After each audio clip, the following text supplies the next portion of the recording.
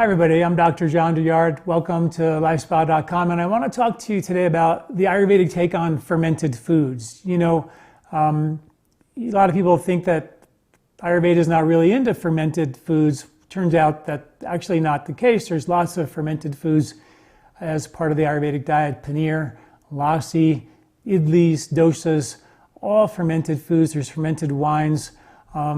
So it's a very actually big part of Ayurveda, a little bit different than how we typically think of fermented foods, because fermented foods traditionally, sort of in Europe, was created as a way to preserve your vegetables during the cold winter months.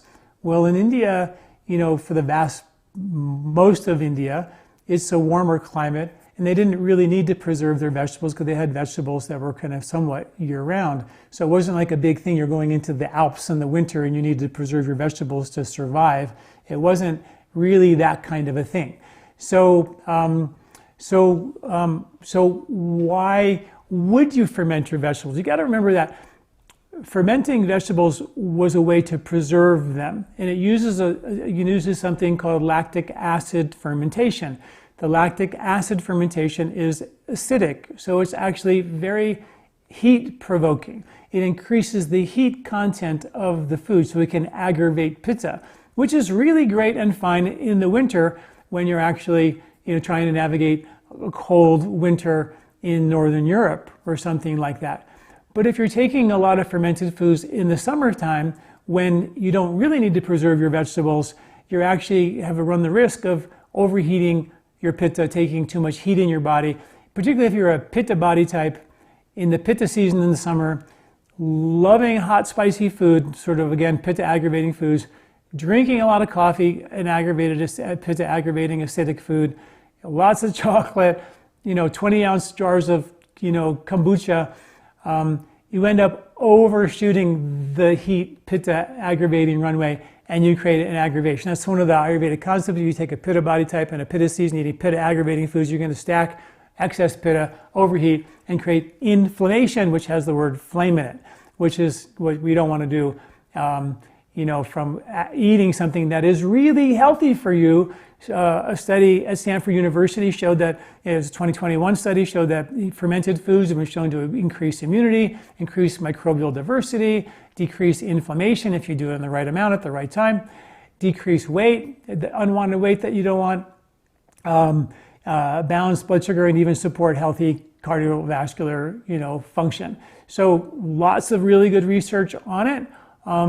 So what's the difference between Ayurvedic, fermented foods and Western fermented foods? So when you think about the foods that were fermented, say in Northern Europe, just say, taking in the Alps, for example, they eat a hard cheese.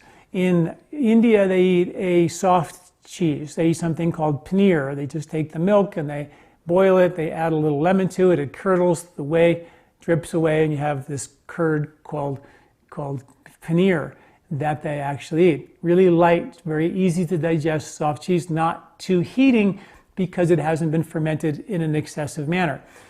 In the Alps, in the winter, the dairy cows, obviously in the spring, they've got their babies, so you don't get a lot of milk. They have to feed their babies.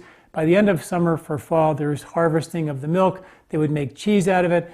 They were surrounded by salt mines. They would rub the salt on it, make a hard shell around the cheese that could last all winter. And in a lot of reasons, that and fermented vegetables was how they could navigate and live in the cold winter, during the cold winter months in the Alps, and survive. Without the cows and without the fermented foods, probably it was fairly uninhabitable. And those harder cheeses, the salt is warming and heating. Salt melts snow, right? The cheese is heavy and warm, and therefore helps to keep you warm and heavy in the wintertime. We also know that the colder environment that you live, you're going to have a stronger digestive system to digest the heavier things like the wheat and the dairy and the nuts and the seeds and the heavier vata balancing things you get in the winter. So they naturally have, because they're in a hotter or colder climate, stronger digestion to break those foods down. It's part of our biological clocks in sync with nature's circadian rhythms. That's just how it works. But in India, you live in a warmer climate, so you're not going to get that real transitional, amped up digestive strength in the winter. So therefore, the cheeses were a lot easier, softer, and therefore easier to digest, if that makes any sense. So something to kind of think about is just that where you live is sort of helps define, the kind of cheeses that are kind of, or the kind of fermented foods that you eat, and how much you should eat.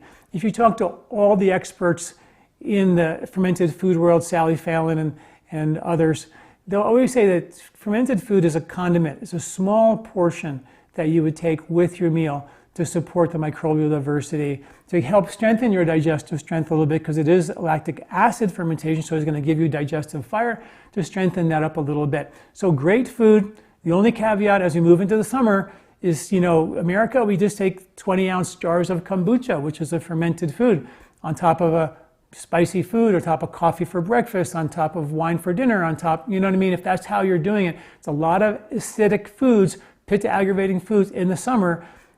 And if your body type is pitta, you can run the risk of being aggravated. So be careful. So one caveat is don't overdo it. When the rule of thumb in the fermented food world is always small portions, not big, huge jars of some of these fermented foods. So be careful. Do it, intelligently. And that's the beauty of Ayurveda. It sort of helps us understand, like, what was the real logic of fermented foods, and when did they really come, and why did they happen only in the winter? Because you had to preserve food in the winter, and that's when you had that heat is welcome. But in the summertime, dial it down a bit. Okay, see you all next week. Thanks for listening. And there's a great article on this with all the science on my website right now at LifeSpa.com.